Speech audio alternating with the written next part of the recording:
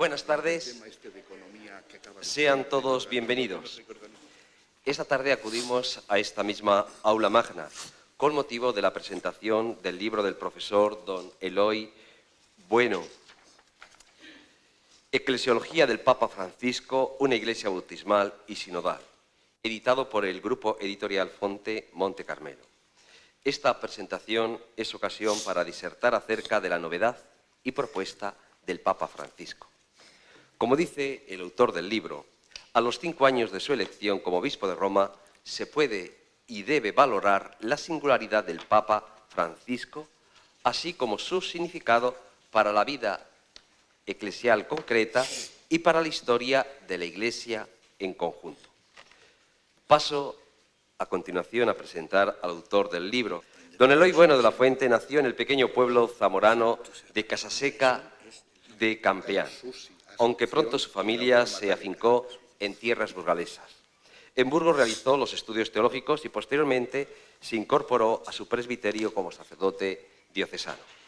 Es doctor en misionología por la Universidad Urbaniana de Roma, con una tesis sobre Karl Rahner, y doctor en filosofía por la Universidad Complutense, con una tesis sobre Unamuno. Además cuenta con la licenciatura en Teología Dogmática por la Universidad de Santo Tomás de Roma. Es catedrático de Teología Dogmática en la Facultad de Teología de Burgos, donde explica teoría del conocimiento y cristología. También impartió hace años las materias de patrología y eclesiología. Junto a ello ha sido también director del Instituto de Misionología y Animación Misionera. Igualmente ha sido director de la revista Burgense y decano de la Facultad de Teología del Norte de España, sede Burgos, durante los años 2000-2006. En la actualidad es director del Departamento de Filosofía y también director de la Biblioteca. Ha sido coordinador de la Secretaría del Sínodo Diocesano de Burgos, seguro que lo recuerdan, 1995-1998, y ha desempeñado también diversos cargos en la Iglesia, en nuestra diócesis, en distintas delegaciones de pastoral universitaria, patrimonio cultural, misiones, formación permanente del clero. Su campo de trabajo, a través de numerosas publicaciones y conferencias, se ha desarrollado en torno a asignaturas o siguientes campos: la relación fe con la cultura actual, la inteligibilidad del mensaje cristiano, las urgencias pastorales del momento presente, la identidad de la Iglesia local y la dimensión misionera de la Iglesia. Fruto de toda esta actividad académica y divulgadora son sus numerosas publicaciones presentes en libros y artículos. Los artículos son muchísimos, no les voy a enumerar, y tampoco los libros, que son más de 30 libros. Quiero señalar los libros publicados por la editorial Fonte Monte Carmelo. 100 fichas sobre Dios, la transmisión de la fe hacia una iglesia de puertas abiertas, el cristianismo en 50 claves, Jesús de Nazaret en 50 claves, el esplendor de amar, 100 momentos clave de la teología cristiana, cristianofobia, el mensaje de Fátima, la Pascua del resucitado. También tiene otras obras dirigidas con otro profesor de aquí, de nuestra facultad, Roberto Calvo, Diccionario de Misionología, Diccionario de Laicado, la enciclopedia APA y, por último, del Dios misericordioso a una iglesia de misericordia. Y el orden de la intervención, la presentación del libro, es el que tienen ustedes en la invitación. En primer lugar, vamos a dar ya, termino, la palabra a nuestro gran canciller y obispo de Burgos, don Fidel Herraiz Vegas, que no está aquí porque la anterior presentación del libro del profesor que nos acompaña, don Juan María González Oña, uno de los que intervinieron, el primero, fue el reverendo padre Aquilino Bocos Merino, el superior general de la Congregación de los Misioneros Claretianos, y como vieron ayer en la televisión, el Sintiero ha sido nombrado cardenal. Pues no, don Fidel no está aquí con ese fin de que sea porque se ha enterado, no, porque esto ya era anterior, no sabíamos que iba a ser cardenal, seguramente, no teníamos esa noticia. Pues sin más, damos en primer lugar la palabra a don Fidel Herraiz, seguirá don Rafael Martínez, que es campesino de Promoción Solidaria. Luego intervendrá el autor del libro, para terminar el director del grupo editorial Fonte Monte Carmelo, don Pedro Ángel Deza. Sin más, le doy la palabra. Muchas gracias y muy buenas tardes a todos y cada uno de los presentes. Como siempre ya es una coletilla unida, pero que la siento cuando digo, al decir todos y cada uno, es cada uno de los que estamos. Me dirijo así.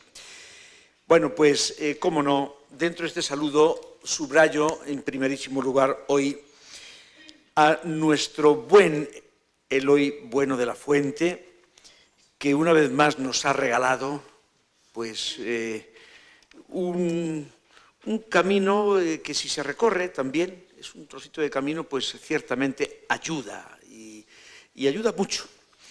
Después también saludo a los que comparten conmigo mesa hoy, Rafael Martínez, que a continuación habla, y después también el padre Pedro, de la editorial. Voy a permitirme hacer una excepción dentro de los saludos y que además a las personas saludidas sé que van a quedarse a lo mejor un poco extrañadas, pero quiero saludar a, primero digo el nombre y luego digo el porqué, Asunción Bueno de la Fuente y Magdalena Bueno de la Fuente, que son las hermanas, por supuesto, de Eloy, y que hoy están aquí por nosotros y que es la primera vez que vienen a la presentación del libro y que, vamos, por eso bien merece la pena. Yo las veo desde aquí. Desde aquí no distingo mucho si les salen los colores en la presentación, pero creo que sí, creo que sí. Bueno, muy bienvenidas Asun y Magdalena. Bien, mis puntos de apoyo en esta reflexión, que voy a procurar que sea en torno a cuarto de hora, son tres, los puntos de apoyo a la reflexión. Primero, el conocimiento, algunos aspectos del conocimiento personal previo, sí que puedo decir que he tenido, de aquel al que se refiere el libro, Papa Francisco. Segundo, el recorrido de estos 5 largos años ya, 5 y más de pontificado, en el contexto de conjunto. Y tercero, el libro mismo ya del profesor Eloy Bueno que estamos presentando. Primero, conocimiento personal. Yo comprendo que no me es indiferente el que, y lo digo con la sencillez de quien ha tenido pues, ese regalo y esa, que de los 3 papas últimos he tenido la oportunidad de un conocimiento personal, no en el caso de San Juan Pablo II, que le conocí siendo ya papa, y fue el que me nombró obispo, tuve pues diversos encuentros con él, casi unos 20 a lo largo de su largo pontificado, y tuvo detalles pues muy bonitos. Yo siempre, por ejemplo, la cruz que me veis es la que él me regaló un día comiendo con él. En fin, he tenido pues un trato, y algo que llevaré siempre, además de sus palabras, era el diálogo que él tenía siempre con su mirada. Era impresionante, lo que habéis tenido oportunidad de experimentarlo. Bueno, pues estos 3 he tenido efectivamente más cercanía. Con Papa Francisco también la he tenido. Con el caso de Benito XVI también, antes de que fuese Papa. También tuve la oportunidad de estar en 2 ocasiones, pausadamente, con él, cuando era el cardenal Ratzinger. Bueno, pues de Papa Francisco, de conocimiento previo, cuento algo, como le he conocido, primero dándonos ejercicios espirituales a los obispos, allá en el mes de enero del año 2006. Y de esas coincidencias, yo puedo llamar también providencias, ese mismo año, 3 meses después, tuve que estar 9 días en Argentina, de los cuales 6 estuve en Buenos Aires y estuve residiendo al ladito de su casa, y tuvimos, juntamente con a quien yo acompañaba, que era el cardenal Rouco, pues los 3, varias reuniones en su sencilla y humilde casa. Sí, cuento esto porque forma parte, la forma que yo vi que tenía de vivir forma parte también de su eclesiología. Bien, pues un primer dato de esos días es que nosotros llegábamos a las 3 de la madrugada a Buenos Aires y en el aeropuerto estaba él solito esperándonos. 3 de la madrugada, un detalle que a mí me llamó la atención. Evidentemente, si hubiese tenido que transportar lo que ahora es incluso su figura externa a lo que era su figura, él era notablemente mucho más delgadito, notablemente. De tal modo, que de aquel cardenal Bergoglio, que yo volví a ver después de haberle visto en el mes de enero dándonos ejercicios a los obispos, transportarlo ahora, hay efectivamente una notable diferencia externa, no interna, evidentemente. Incluso sí he de decir que en aquel momento él no era serio, ¿no? Pero este carácter que actualmente lo tenía, pero estaba como menos actuante. Yo creo que el Espíritu del Señor sí que también le ha ayudado enormemente en este. Y luego detalles durante esos días, tuvimos varias reuniones, del primer momento, claro, yo era un obispillo, comparado con estos dos cardenales, que los dos eran presidentes de sus respectivas conferencias episcopales, y a la primera reunión que hubo, yo lo que hice, nada más llegar a su humilde cuarto de estar, pues dije, bueno, ¿a qué hora vuelvo? Y me dice él, ¿cómo que a qué hora vuelves? Porque él tuvo la buena confianza de llamarme de tú, cosa que en Argentina, pues sí, gracias a Dios. Digo, sí, ustedes tendrán cosas muy importantes que hablar. Entonces, pues, dice, pues si las hablamos, las escuchas, que a lo mejor es bueno que las escuches. Total, que estuve en las dos reuniones largas que tuvimos, y os cuento una última anécdota del contexto.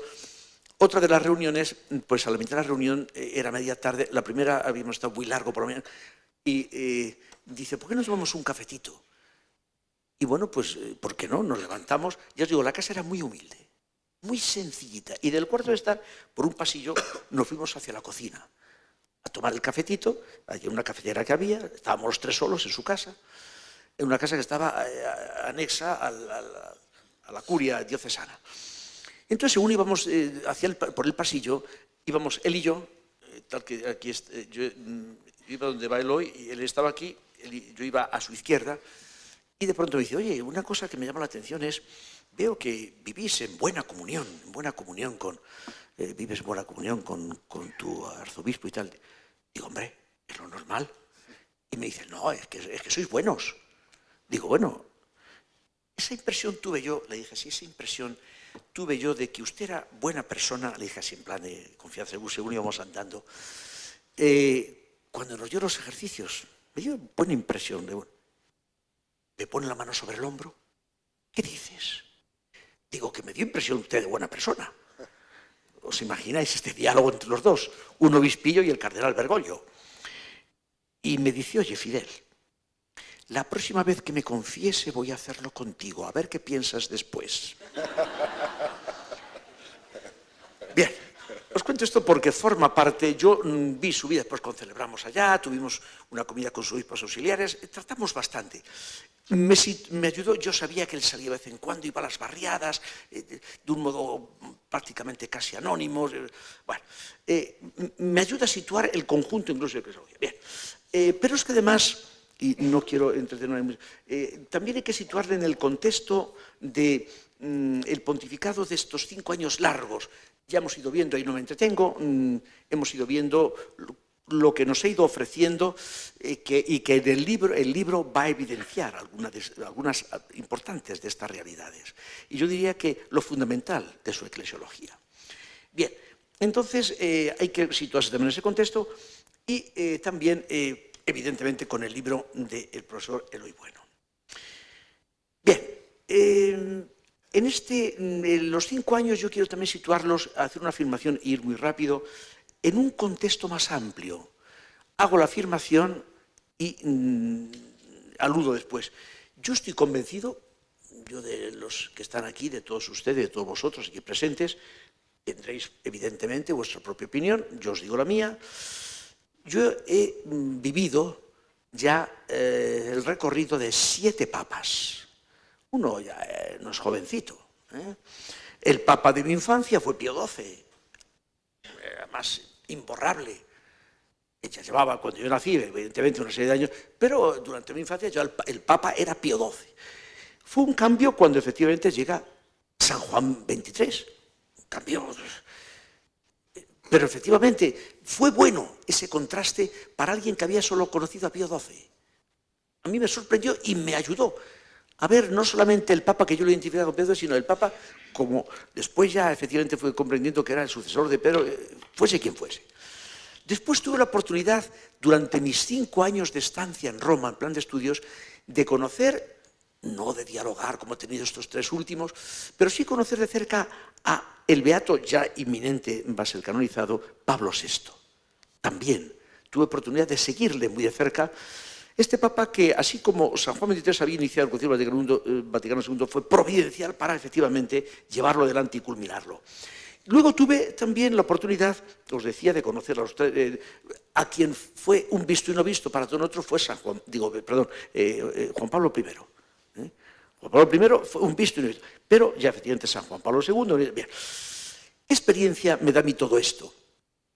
La experiencia es que la providencia de Dios nos va regalando en la Iglesia a quien nos preside y en la etapa que justamente cada uno es bueno, que esté alentándonos, animando y acompañándonos en el caminar de Iglesia.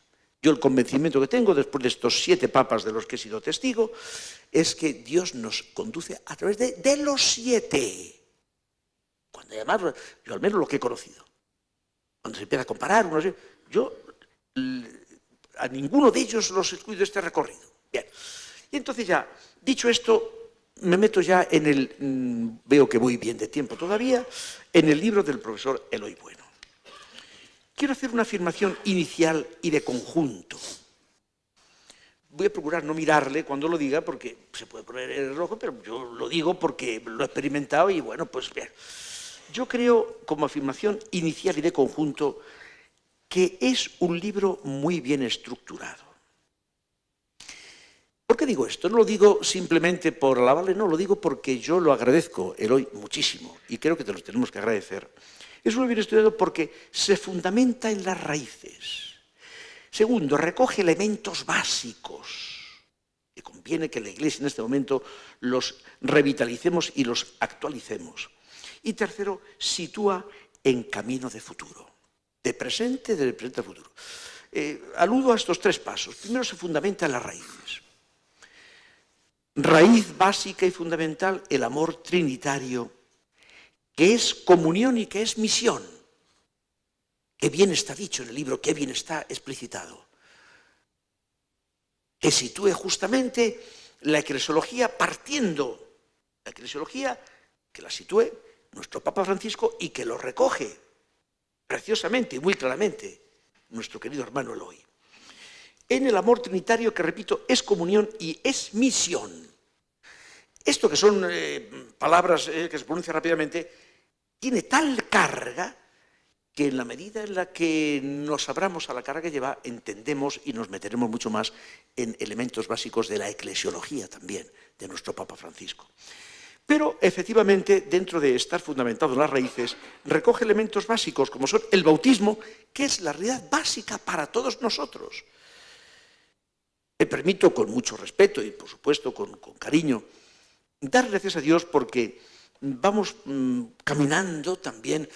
Creo que en esto Dios nos regaló, nos hizo ese regalo inmenso que fue el Concilio Vaticano II en el pasado siglo, del que todavía tenemos mucho que hacer la digestión del Concilio Vaticano II, mucho.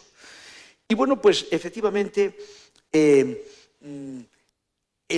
ayudarnos a descubrirnos como pueblo de Dios en camino, con la realidad básica del bautismo, de la que luego las demás vocaciones son concreciones de ese bautismo, hace que seamos un pueblo de Dios en camino. Y no como a veces, lo digo con cariño, por supuesto, a veces hemos podido ser a lo mejor pues una iglesia a lo mejor más marcadamente clerical, o más, es decir, donde hemos tenido lo que es el laicado no tan presente. Realmente el laicado que cualitativamente Dios lamento sabe, pues forma mucho más parte, incluso digo, no solo cuantitativa, de lo que es el pueblo de Dios. Bueno, pues efectivamente subrayar en su eclesiología, la eclesiología de Papa Francisco, el bautismo como realidad básica y fundamental. Realmente eso, unido a la connotación, el subrayado continuo a los más necesitados y pobres. un bautismo que nos hace solidarios, sí, de todos, pero con un acento real, no solamente de palabra que queda bonito y los pobres no, sino real, la connotación con los pobres. Y también en contexto de sinodalidad, fijaros qué tres elementos: bautismo que se concreta en todos, pero con un acento especial en los pobres, y además en vida, en forma, en dinamismo de sinodalidad. Son aspectos de esta eclesiología del Papa Francisco y que nuestro querido hermano Eloy recoge perfectamente en su libro, no lo pone evidente. Pero también sitúa en camino de futuro, os decía. No solamente tiene fundamentos raíces y elementos lógicos, sino en el futuro. ¿Por qué? Porque es un libro que recoge de Papa Francisco, recoge todo su enfoque ya desde el principio, desde la misión, no en vano todo el recorrido que él tuvo pastoral en su Argentina natal, donde estuvo haciendo y realizando su tarea de pastor. Y, bueno, pues efectivamente, este libro recoge efectivamente, se sitúa desde lo que es la perspectiva de misión y orienta hacia la misión. Parte de la misión y orienta hacia la misión. Bueno, pues a mí me parece que estos tres elementos hacen que el libro, en mi opinión, esté muy bien estructurado. Por consiguiente, hago tres afirmaciones y con ellas termino esta intervención. Primero, primera afirmación final, es un libro que, en mi opinión, merece la pena leer y asimilar. Es una primera afirmación que lo digo porque merece la pena. No solamente no es ninguna pérdida de tiempo, es un ganar tiempo el leer este libro, además que se lee muy bien. Segundo, es un libro que debemos de agradecer muy de verdad a don Eloy Bueno de la Fuente, hermano y amigo, puedo decir también. Efectivamente, pues te lo debemos, yo al menos te lo agradezco, y también en el servicio que la Iglesia ha querido que tenga en esta Iglesia diocesana de servidor de todos, pues te lo agradezco todavía con un subrayado mayor. Y tercero, es un libro que nos ayuda de forma muy accesible a conocer mejor al Papa Francisco, a acoger provechosa y agradecidamente el magisterio que nos regala en el servicio eclesial del sucesor de Pedro. Por mi parte, nada más, y efectivamente he estado los 15 minutos que se me asignaron. Gracias.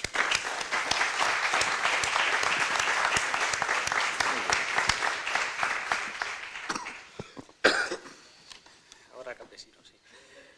Bueno, la verdad es que estoy bastante nervioso porque no estoy muy acostumbrado a hablar en la Facultad de Teología aquí delante de tanta gente, pero la verdad es que puestos ya pues, a hablar bien de Eloy, no voy a ser menos.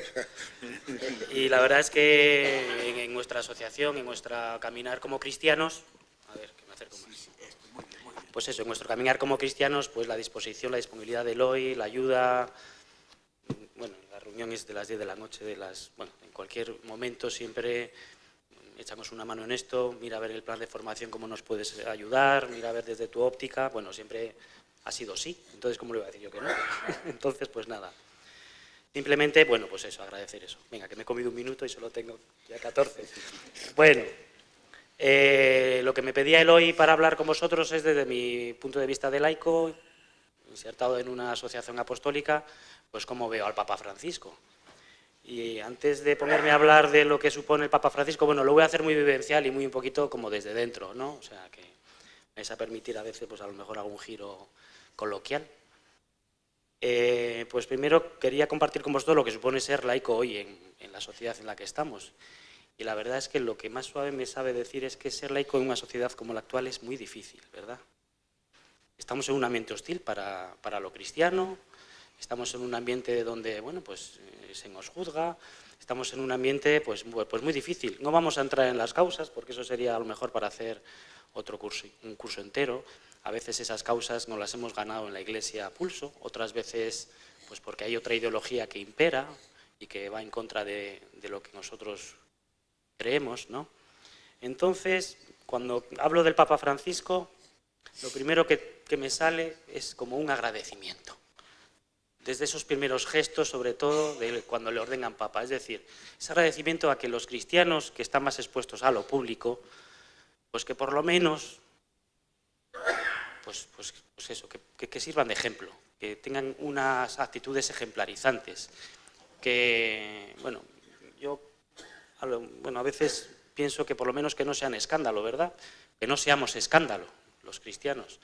Pero en el caso del Papa ha trascendido eso, y desde sus primeros gestos muy sencillos, que podríamos decir que incluso que eran gestos, pues, alguno dirá que eran de cara a la galería, pero que no lo fueron, y que han sido actitudes vitales de lo que han sido estos 5 años, traducidos en 5 aspectos muy concretitos. Una es su apuesta por la vida comunitaria. Como bien sabéis, él renuncia a vivir en un apartamento destinado para los papas y prefiere vivir rodeado de gente.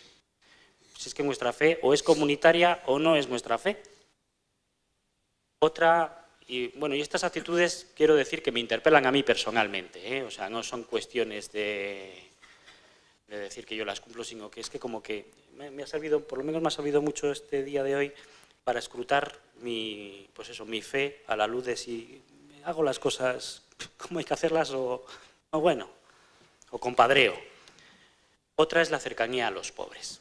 Una cercanía que es personal, con sus primeros viajes, con su acogida en el Vaticano de gente, donde va a lavar los pies el día de Jueves Santo, ¿no? A veces tenemos la sensación en la Iglesia que como está Cáritas, como que ya eso lo tenemos como subcontratado, cuando la opción preferencial por los pobres en la Iglesia no se elige. Esto me lo estoy diciendo a mí para ver si me entra, ¿no? Porque eso, a veces eso, como, no, que es que en Cáritas ahí te ayuda, no, que es que a veces es mirar a los ojos, a veces es tocar, a veces, y eso es necesario, ¿verdad? Pero claro, para estar cerca de los pobres hay que vivir, hay que intentar vivir un poquito, acercarse a cómo viven ellos, porque si ellos te ven que estás allá arriba, pues ni tú te acercas a ellos, ni ellos se acercan a ti. Con lo cual, esos primeros gestos, esa foto que seguro que tenéis en la retina de los zapatos viejos, ¿verdad? Ese coche más o menos sencillo, pues esa forma de vivir austera. Pero ¿quién nos va a enseñar a nosotros en la Iglesia de lo que es vivir de forma austera? No sé si conocéis, a lo mejor, aquí en la Facultad de Teología, a lo mejor alguien conoce a algún santo que haya muerto, santo rodeado de riquezas, ¿verdad? Creo que no. Creo que los santos han vivido de esa forma simple y sencilla. Su propio nombre Francisco es una declaración de intenciones. Pero claro, todo esto no es posible sin esa vida de oración profunda del Papa Francisco. Eso sí que me interpela, vamos, pero mogollón, ¿no? Esa vida de oración, esos momentos que también hemos podido ver y esos que no vemos. Esas primeras palabras de rezar por mí, cómo él ve la oración como algo fundamental, que es el motor que nos mueve a, pues luego al hacer cada uno, pues nuestra misión es en la vida. Y además, desde la alegría.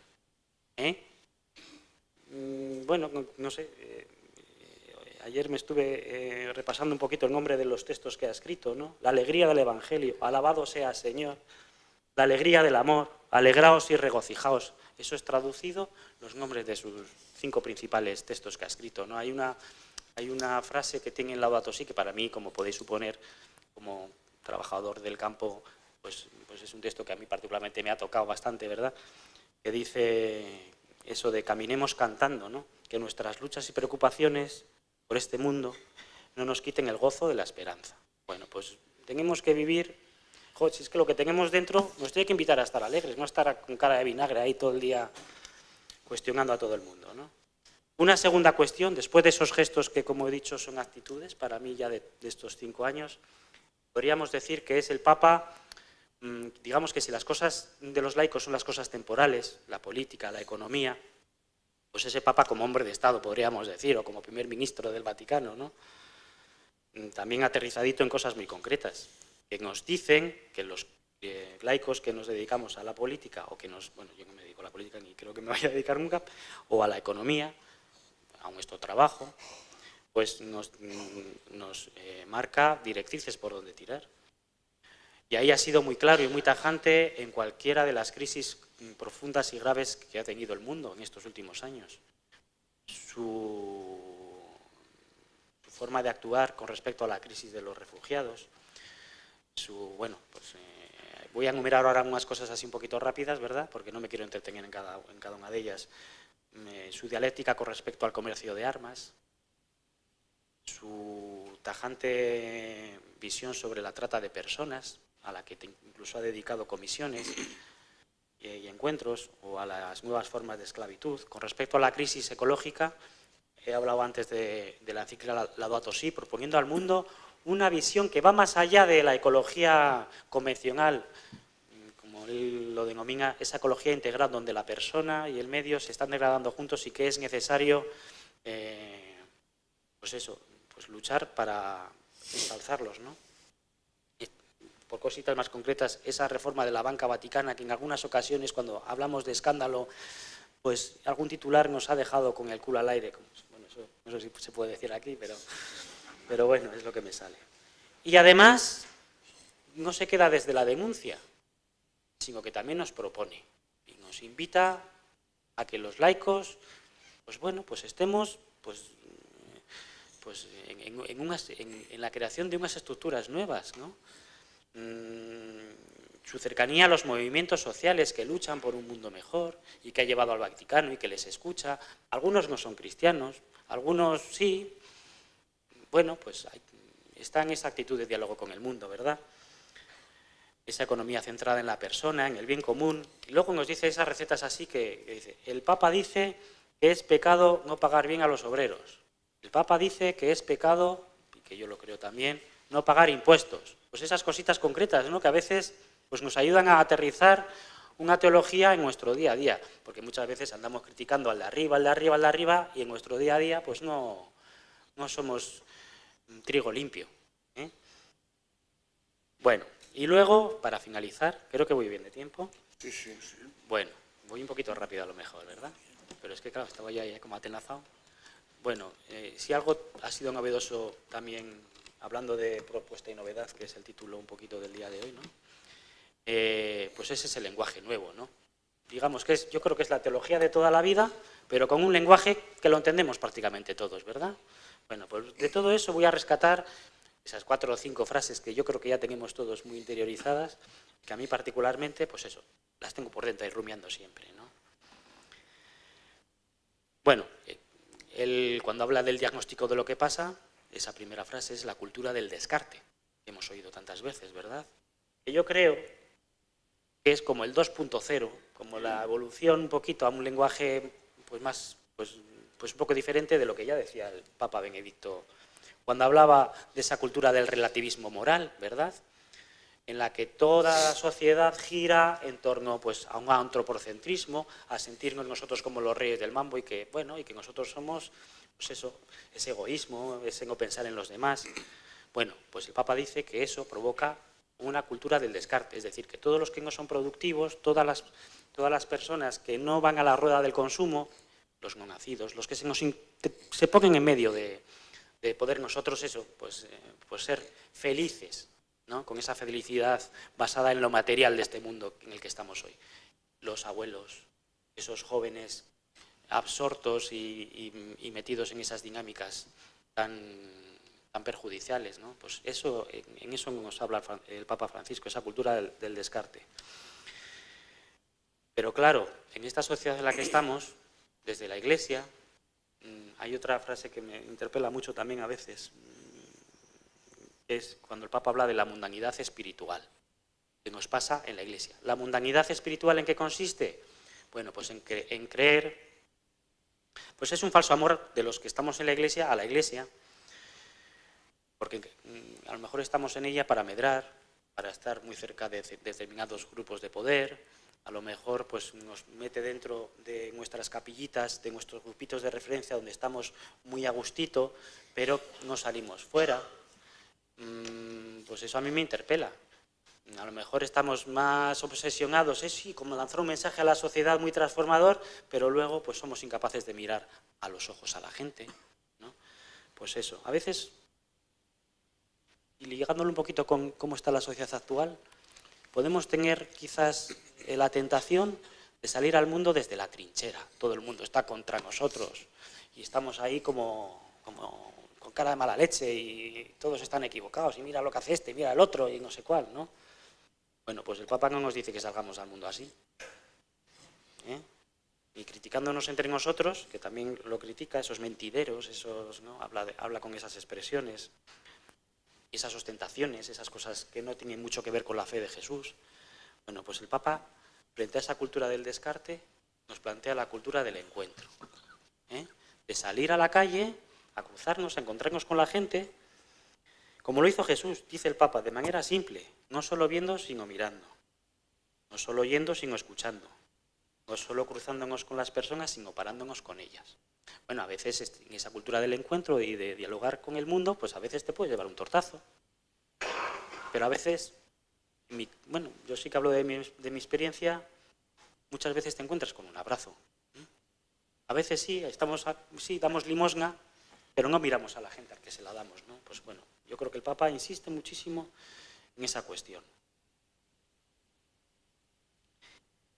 Y palabras como compasión, misericordia, tienen que estar dentro de esa, pues cuando salgamos de aquí. Porque tenemos que salir. A veces, no sé, pues aquí estamos como en la milla de oro esta de la iglesia de Burgos, ¿no? Que va desde la catedral hasta la casa del cura, pasando por la casa de la iglesia. Si no salimos de aquí, parece que nada ha cambiado en los últimos 50 años, ¿verdad? Pero la situación está en que el mundo, además, necesita nuestra fe. Fijaros qué cosa más curiosa. Es que lo necesita, porque es que lo veo todos los días, la cantidad de gente que está hecha polvo. Y la iglesia, dice el Papa, que tiene que ser como un hospital. Tenemos que recibir a esa gente tan machacada de este mundo, me sale en tacos solo, este mundo tan malote, tan fastidiado, ¿no? Y dice, claro, y en ese salir, pues nos dice que prefiero una iglesia accidentada que una iglesia enferma por encerrarse. Bien, a veces nos equivocaremos, bien, sí, y a veces se nos utilizará y saldremos en, yo qué sé, en alguna web o yo qué sé, o en algún blog o en algún sitio donde digan, mira, estos se juntan con estos otros. Bueno, ¿y qué? ¿Y qué? Así que nada, y los laicos no tenemos excusa, que a veces nos hemos quedado así como muy a las faldas de las sotanas, como ahí muy de eso, de correvidile, de para arriba, para abajo, y no, es que el obispo el plan, no, es que mi parroquia no sé qué, no. Para ser laico en el mundo hoy, pues eso, que no necesitamos que nadie nos haga muchos planes, O sea, si no lo hacemos es porque no nos da la gana, Y eso, y descubrir un poquito qué es lo que Dios quiere de nosotros y en qué ambiente nos tenemos que mover. Poca cosa más tengo que decir, la verdad. Yo creo que no sé si estoy en tiempo.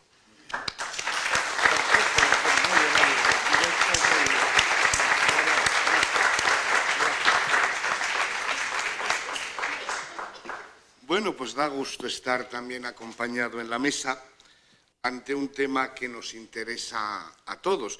Y me alegro especialmente que Rafa se vaya haciendo especialista en el Papa Francisco, porque yo, claro, cuando se planteó esta presentación, yo enseguida me acordé de él para decírselo, porque cuando él se enteró hace ya tiempo que iba a salir una encíclica sobre tema ecológico, Laudato Si, me dice un día, dice, te voy a hacer una propuesta. Dice, ¿te animarías a presentar la encíclica del Papa conmigo? Y yo dije, hombre, humildemente haré lo que se pueda. Y le dije, solamente con una condición, que se haga pronto. Es decir, que si la encíclica sale tal día, no, a ser posible, a los 10 días, cuando una semana, y así lo hicimos. Y por eso digo que esta presentación, pues es... Además recuerdo que fue en un ámbito civil, de San Agustín, lo cual tiene la curiosidad, claro, de que acude gente que a lo mejor no viene aquí, ¿no? Y como y sí, pero me acuerdo de una anécdota muy curiosa porque hubo una en el diálogo que preguntó, ¿y la encíclica dice algo del fracking, perdón? Y vamos, no. Y luego hubo alguien que me dijo, dice, esa que hizo esa pregunta seguro que es de las que no van a misa, porque alguien que va a misa, eso del fracking ni le va ni le viene. Y me hizo pensar aquella anécdota porque también es revelador de cómo se está en la milla de oro o cuando se sale realmente a otros ámbitos, ¿no? Bien, a mí lógicamente me toca hacer una presentación y una lectura teológica del Papa Francisco situando su eclesiología. Y a veces también puede haber hasta expresiones que a lo mejor no se entienden tanto, ¿verdad? Pero creo que es interesante buscar, más allá de los gestos, de las anécdotas, que evidentemente son importantes, pero hay que ver qué es lo que se encuentra debajo. Y yo creo realmente que, evidentemente, hay mucho debajo. Y yo intento ofrecer las claves de lo que considero que es el giro copernicano y el significado del Papa Francisco en este cambio de época, ¿no? Y digo giro copernicano porque es la primera vez que tenemos en la sede de Pedro a alguien que viene de una iglesia del fin del mundo, lo cual significa que esa iglesia del fin del mundo se hace presente en el centro de la catolicidad. Y eso evidentemente tiene que tener consecuencias porque el mundo y la historia de la Iglesia son vistos de otro modo. Y no olvidemos también que es el primer papa estrictamente posconciliar. Francisco no estuvo en el concilio. Él se formó y pensó después del concilio. Y este doble rasgo me parece a mí que evidentemente marca otro modo de ver la realidad más allá del concilio. Porque, como decía un obispo que estuvo en el concilio, los obispos del Vaticano II ni se imaginaban el mundo que iba a venir. Y ese mundo que iba a venir es que el que yo creo que Francisco lo ve desde otra perspectiva y desde otra óptica. Por eso está bien, ¿verdad?, el conocer la trastienda teológica del Papa Francisco, el horizonte del Vaticano II, la teología latinoamericana, la teología del pueblo, el CELAM, etc. Pero a mí me parece que hay todavía un nivel más radical, que es descubrir la razón, el tipo de razón, o podríamos decir el método teológico que mueve a Francisco, que es algo que no se valora, porque es tan habitual y tan superficial. Determinados juicios que se hacen, es un pastor, no sé qué, no sé cuál, ¿no? El descubrir la razón, por tanto, el modo de ver la realidad, el método teológico, y ver cómo la afronta. Porque, evidentemente, por un lado yo creo que el modo de Francisco al juzgar la realidad se mueve, por un lado, entre el discernimiento teologal, desde una experiencia de fe, y luego una interpelación profética, que indudablemente abre el camino a la denuncia y a la práctica, al comportamiento, ¿no? Y este modo de ver la realidad yo creo que se sintetiza magníficamente en esos 4 principios que aparecen en Evangelii Gaudium, así un poco casi de refilón, casi al final, y yo creo que realmente se encuentra ahí toda su estructura de pensamiento, original y radical.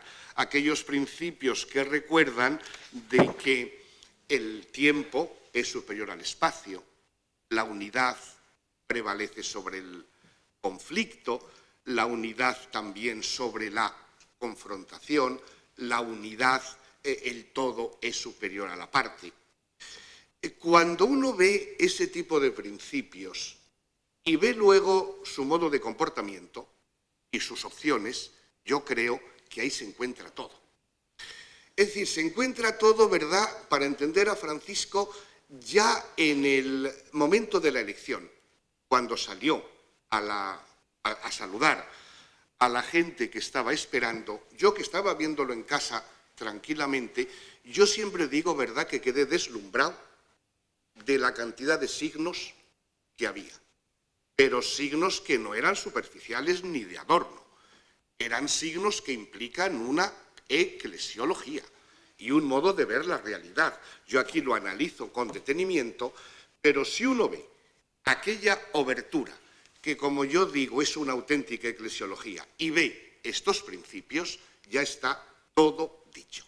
Evidentemente, como diré en alguna ocasión, es más fácil decirlo que hacerlo, ¿no? Pero esto permite, sobre todo ese tipo de razón, que él mismo tiene cuidado de compararla con la dialéctica de Hegel, pero se trata de un pensamiento auténticamente dialéctico, porque trata de recoger las polaridades de la situación, que pueden convertirse en enfrentamiento y en confrontación. Y sin embargo hay que tener una mirada y una razón que consiga integrarlo para superar la violencia y los conflictos. Él en alguna ocasión, en varias ocasiones, lo compara con la actitud de Hegel, ¿no? Es una dialéctica en parte distinta, pero claro, no se puede pensar ni actuar hoy día si no se analiza la realidad en toda su polarización y en todas sus polaridades. Y a partir de ahí, él analiza la realidad que vivimos, sobre todo este mundo donde se conjuga, por un lado, una dinámica de la globalización que tiende a ser homogeneizadora, anulando las diferencias. Por tanto, eliminando a aquellos que no entran en el pensamiento único o en el pensamiento dominante, ¿no? Y esa globalización niveladora, homogeneizadora, es justamente la que trata de imponerse en este mundo. Y es justamente la que hay que afrontar. ¿Pero cómo? Ahí está el discernimiento, la profecía y el testimonio y el comportamiento cristiano. Porque esa globalización es la que marca el escenario de la misión. De tal manera que yo suelo decir que cuando el Papa Francisco habla de salida, yo a veces, evidentemente simplificando un poco, pero digo, lo primero es tomar nota de dónde estamos. Simplemente cambiar la mirada. Él habla mucho también del modo de mirar la realidad. Y la mirada ya está poniendo en juego todo lo que vendrá después. Y es por eso, por lo que realmente su eclesiología es, no puede ser de otro modo, una eclesiología desde la misión y para la misión. Porque claro, en el fondo es simplemente, pues eso, ya que cita a Zubiri, ¿verdad?, en su último documento, podríamos decir que es eso, hacerse cargo de la realidad, con todas sus consecuencias y con todas sus implicaciones. Entonces, claro, lógicamente, en esa situación, la Iglesia, podemos decir, está bien pertrechada si se ve desde la Trinidad, comunión y misión, y si, por tanto, deja todo el espacio a los laicos. Porque, evidentemente, esa misión que hay que realizar en este mundo tan complejo, si no lo hacen los laicos, ¿quiénes lo van a hacer? Porque sencillamente estar en el mundo siendo protagonistas de esa circunstancia que están realmente viviendo, ¿no? Y en este tipo de actitud, pues lógicamente, como sucede en el Evangelio y en las bienaventuranzas, no se puede hacer más que desde los que sufren y desde los que lloran, porque es cuando puede haber interpretación, interpelación y, por tanto, denuncia. Por eso, al ver la insistencia con la que el Papa habla de los pobres, yo a veces digo, ¿verdad?, casi que parece que es la quinta nota que había que añadir al credo, porque forma parte de la identidad cristiana, ¿no? Y yo creo que eso es un poco la clave. Desde este punto de vista a mí me llama la atención, y yo lo comparto, los tonos, entre comillas, bueno, y sin comillas, anticlericales que el Papa tiene, porque eso realmente es una enfermedad en la Iglesia, ¿no? Y a partir de aquí luego, pues yo creo que es importante tener en cuenta todo este aspecto de la sinodalidad. Yo creo que lo importante del Papa, porque claro, como ven, sería para ir más despacio, en el libro lógicamente se ve, el Papa en el fondo toma una postura clara ante todos los debates de carácter eclesiológico que hay en el momento presente. Lógicamente hay que conocerlos para ver cómo la opción del Papa Francisco no es ingenua, tiene una enorme trastienda. Y por tanto, él plantea la idea de sinodalidad. Yo creo que su aportación más original es perfilar el concepto para designar una visión global de la Iglesia y la conciliaridad para los obispos, ¿no? Y claro, desde este punto de vista, la sinodalidad, él llega a decir que la Iglesia tiene nombre de sínodo. ¿Cuántas veces lo repetimos aquí cuando hubo sínodo diocesano? Y qué gusto da encontrárselo ahora, al cabo de tanto tiempo, porque lo decía también San Juan Crisóstomo, ¿no? Y por eso es importante la idea de Iglesia local, a partir de la cual tiene que realizarse la sinodalidad para que la Iglesia local sea la casa de la armonía y se convierta realmente en el sujeto protagonista de la evangelización. Y luego también es original y decisivo en un tema profundamente debatido, todo este tema de la comunión entre las iglesias, el sentido de las agrupaciones de iglesias a nivel regional o nacional, y luego también, por tanto, el papel de las conferencias episcopales, lo cual no excluye, sino que exige que también haya que escuchar la voz del obispo de Roma, de quien ejerce el ministerio petrino, porque él dice, claro, que también tiene que ejercer la diaconía de la verdad y que el ministerio petrino es garantía de la libertad de todos y es garantía también para que pueda haber comunión. Ciertamente los problemas, evidentemente, no se solucionan con esto, ¿no? Pero evidentemente es una perspectiva nueva. Por ejemplo, cuando él dice la catolicidad tiene que tener la figura del poliedro, no la de la esfera, porque en la esfera cada punto es equidistante del centro y todos los puntos son iguales. El poliedro trata de mantener la peculiaridad de cada elemento, unido a los demás. Pero claro, como él dice, a veces dicen, claro, es que yo hablando así y dejando tanto papel al Espíritu Santo, puede parecer que esto es un caos. Pero bueno, ya que acabamos de celebrar la fiesta de Pentecostés, él también dice que el Espíritu, que es la armonía, es quien genera la diversidad para reconducirla a la unidad. Bien, yo aquí ya acabo porque evidentemente cualquier punto podría dar más de sí, pero yo evidentemente lo que he pretendido es ofrecer una visión sistemática de su pensamiento desde el punto de vista eclesiológico, porque todo está implicado y yo creo que es algo realmente, pues eso, coherente, consistente y que evidentemente marca el camino del futuro. Muchas gracias.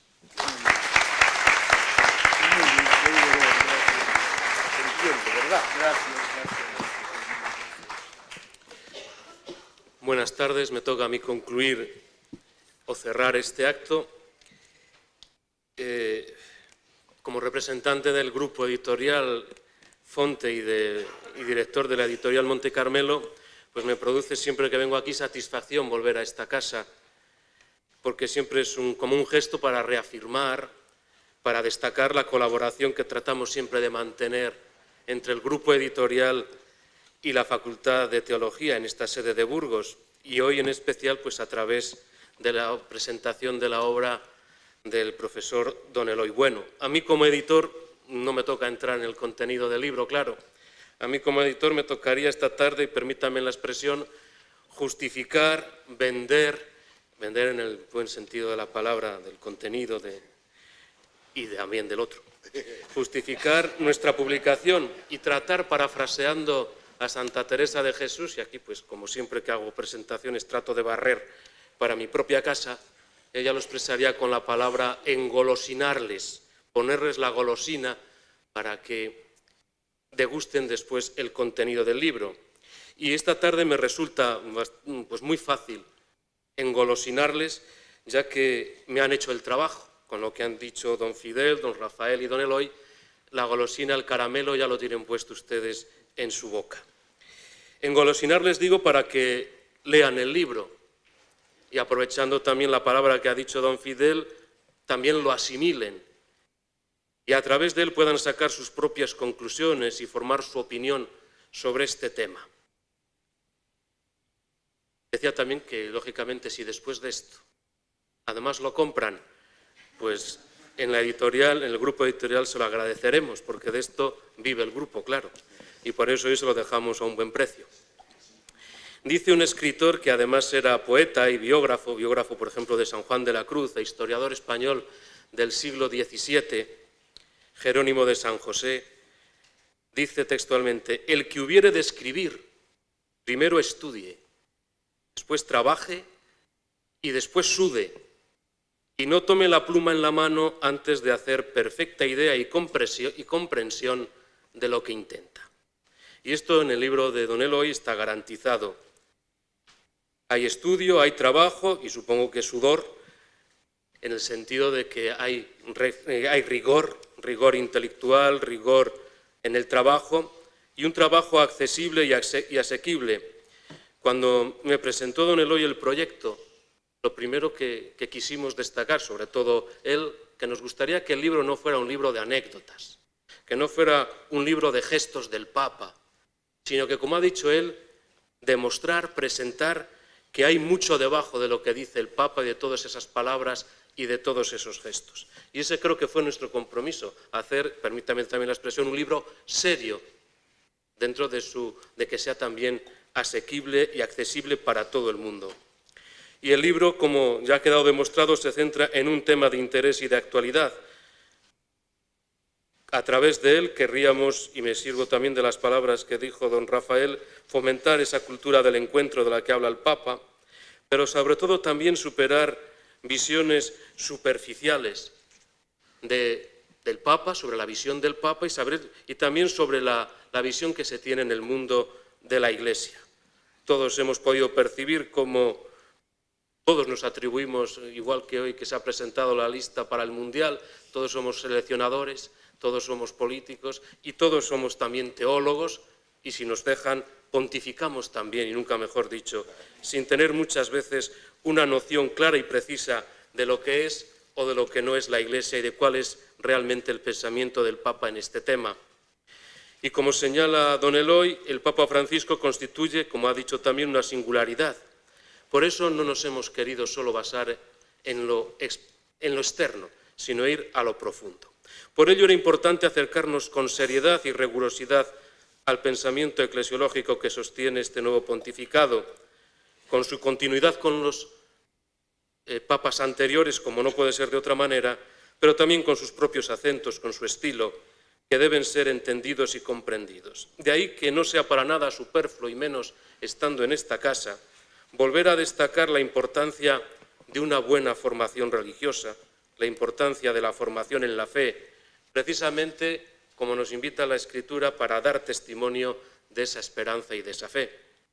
Y permítanme, barriendo para casa, utilizar como argumento de autoridad la experiencia personal que tuvo Santa Teresa de Jesús a este respecto, que buscó siempre quien le diera luz, quien la iluminara, porque decía ella que es gran cosa letras, estudios, porque éstas nos enseñan a los que poco sabemos y nos dan luz, y llegados a verdades de la Sagrada Escritura, hacemos lo que debemos. Y ya sabemos cómo finaliza, con esta expresión tan conocida y contundente, que de devociones a bobas nos libre Dios. Y esta luz precisamente creo que es la que nos trata de ofrecer don Eloy, el profesor Eloy Bueno, en este libro que estamos presentando, en este marco de la eclesiología del Papa Francisco. Desde nuestro grupo editorial lo que hemos tratado es de favorecer, de proporcionar estos recursos que ayuden a subsanar estas posibles carencias que puede haber entre nosotros. Y estamos convencidos de que el conocimiento no puede ser sustituido por la sola buena intención. A mí no me queda más, porque ya también estamos fuera de hora, que dar las gracias, en primer lugar, a don Eloy por la gentileza que ha tenido de invitarme para participar en esta presentación y sobre todo darle las gracias por el trabajo que ha realizado, por este riguroso trabajo. Y gracias también a todos ustedes por su asistencia y atención. Y concluyo con un deseo también de la Madre Teresa de Jesús, hoy que celebramos precisamente la memoria de la Beata María, de la Virgen María, Madre de la Iglesia. Decía ella: plega al Señor sea todo, yo añado en este caso el libro que estamos presentando, para gloria y alabanza suya, del Señor y de la gloriosa Virgen María. Pues muchas gracias.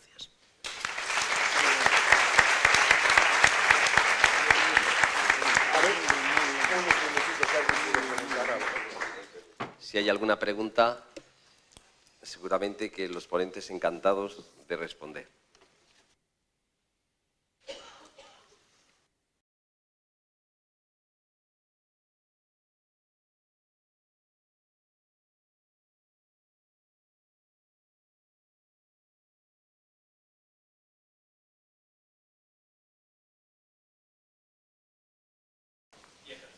Hombre, tal vez podríamos resumirlo, yo creo, para no alargarnos más, porque claro, yo tendría que decir 300 páginas, ¿verdad? Pues no lo vamos a resumir. Pero yo creo que las dos imágenes que él destaca lo resumen muy bien. Dice, para hablar de la Iglesia, el modo como más me gusta llamarla es el santo pueblo fiel de Dios. El pueblo.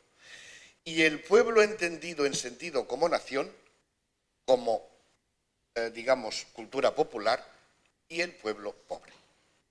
Por tanto, y en ese santo pueblo fiel de Dios, claro, es fiel, ¿verdad?, a la revelación, pero el pueblo sencillo, normal, que vive su fe y que siempre tiene la unción del Espíritu Santo. Y por eso llega a tener afirmaciones tan contundentes como decir, es que ese santo pueblo fiel de Dios es infalible en el creer. Creyendo el pueblo es infalible. Bueno, y por otro lado, cuando él dice que la Iglesia es madre, y cuando dice madre, está queriendo decir eso a alguien que no tiene aduana, que es hospital de campaña, que es sensible, que es ternura, porque cuántas veces usa la palabra ternura, caricia, misericordia, y yo creo que la Iglesia o la experiencia de Iglesia que él tiene, yo creo que se podría resumir en esa doble imagen, que es bastante concreta, ¿no? Y tiene implicaciones también notables. Nos unimos a los agradecimientos a todos los presentes y en especial pues agradecemos al autor, a don Eloy, al gran canciller por su presencia entre nosotros, también pues a Rafael y a Pedro Ángel, director de la editorial. Que tengan un feliz descanso todos. Muy bien.